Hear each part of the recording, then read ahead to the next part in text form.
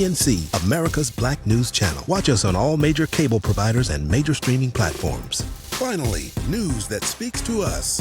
President Biden's American Rescue Plan provided HBCUs with a $3 billion lifeline. HBCUs used a substantial amount of that funding to provide financial relief for their students.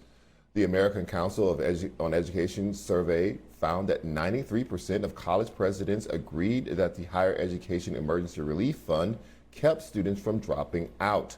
Also, 79% of the presidents agreed the funds enable schools to provide students with electronic devices to complete remote learning successfully. Perhaps even more impactful is the fact that 81% of college presidents agreed that the funds enable universities to keep the cost of tuition at pre-pandemic levels.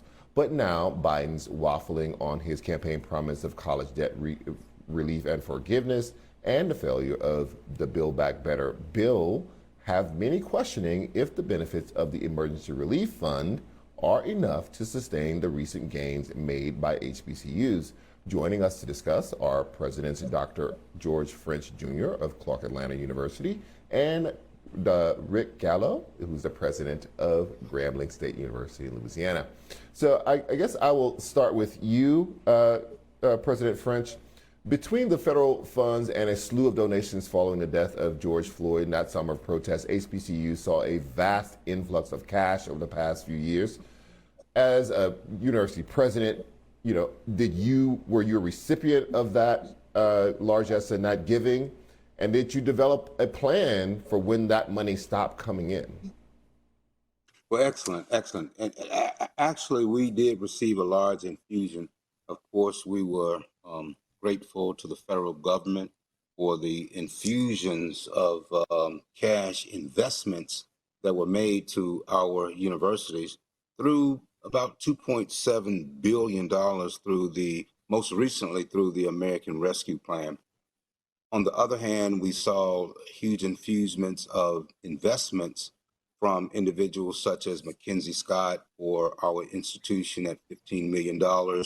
In totality, we probably realized about $187 million at Clark Atlanta University as between federal and individual gifts. I would note, though, that these were really not gifts as much as investments. These were investments, even from the federal government standpoint, these were investments understanding that these institutions would be sustainable and were sustained. And the federal government, of course, has a long history of supporting institutions in crisis, going all the way back to, I believe, 1792, when Alexander Hamilton made one of the first investments in the economy.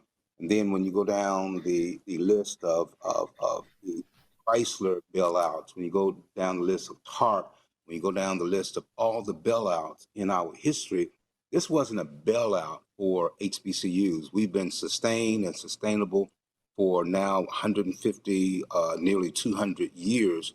We are sustained and sustainable, and these infusions of investments have absolutely helped our institutions. So now our challenge, of course, is that we would continue to be the value proposition for individuals, for corporations that want to invest in the human capital that the HBCUs provide. So again, the last thing I would say is that I recall, Charles, when there was a moral imperative to give to HBCUs, but now it's not a moral imperative as much as corporations have realized that this is a sound business decision, and we believe that those investments will continue to come even after we realize the end of this crisis. Right. President Gallo, the Congressional HBCU Caucus has continued to lobby for a Higher Education Emergency Relief Fund renewal. Have you or any other HBCU presidents had communications with this caucus? And if so, what do you think is the status of that request? Well, and I certainly want to applaud Representative Alma Adams, who has been just a fearless champion chairing the bipartisan HBCU caucus. She has done a yeoman's job of continuing to advocate on behalf of all the HBCUs. We'll actually be in Washington in 2 weeks as a part of the president's and chancellor's fly-in. So we will be there to be able to talk face to face with our members of Congress, with our Congressional Black Caucus members, and also the members of the bipartisan HBCU caucus. And again, they have been so incredibly supportive and receptive to giving us, FaceTime. And since we're past COVID now, we can go and actually travel to, and I say that in jest, that we are able to travel to Washington again the first week in April to meet with our legislative leaders to continue to advocate on behalf of HBCUs. President French, I want to put this question to you. Vice President Harris recently announced that select HBCUs would be eligible for grants to boost security on those campuses that range from $50,000 to $150,000. This comes on the heels of a string of bomb threats that were issued to these black colleges and universities, primarily during Black History Month. Listen, all money will help, but is that enough to deal with the incredible disruption that happened because of these bomb threats and the kind of the possibility that these institutions are still vulnerable in a way? Let me digress for a moment, and I want to really acknowledge who you are, Charles, and what you mean to this community. I was so pleased when you relocated to Atlanta, and you are here at the epicenter of all things great, all things African American, and you're raising the tough questions. And I hope that you will continue. I know that you will continue to do that.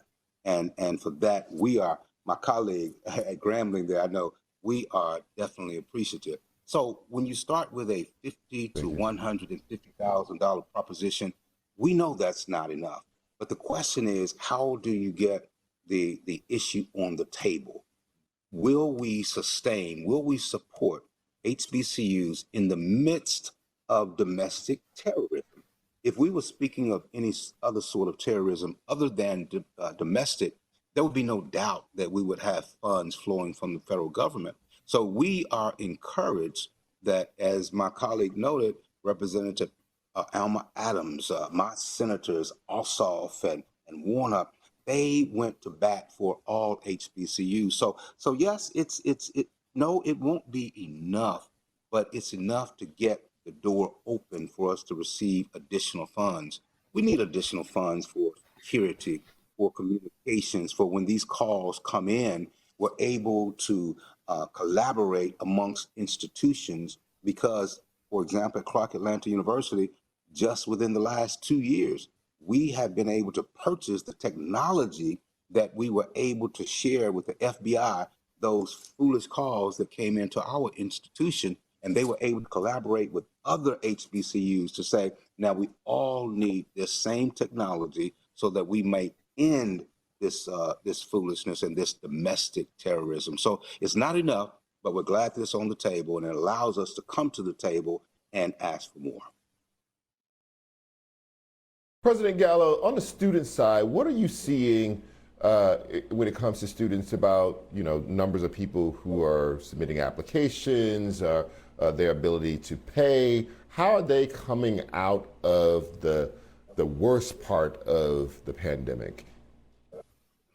Well, the first thing that's important to note is that even pre-COVID, over 90% of the students that we serve at Grambling State University receive some form of student financial aid. And so the vast majority of our students have always been those students who are in need of the assistance of scholarships and of Pell Grants and the like. And, that's one of the things that we're certainly, grateful to see that we will be looking at increases, additional increases in the amount of Pell Grant that our students will be able to receive. And, as we think about, we even realized a 4% increase in enrollment during the pandemic, where, most of the higher ed experts had predicted there would be anywhere from a 5 to 15% drop in enrollment. We saw just the opposite. We continued to grow even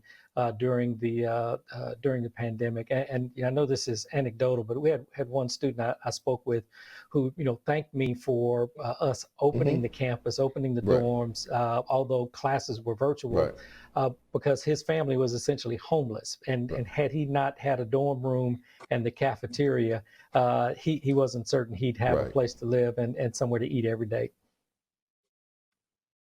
President Gallo, President French, thank you so much for joining us tonight. I really appreciate your time.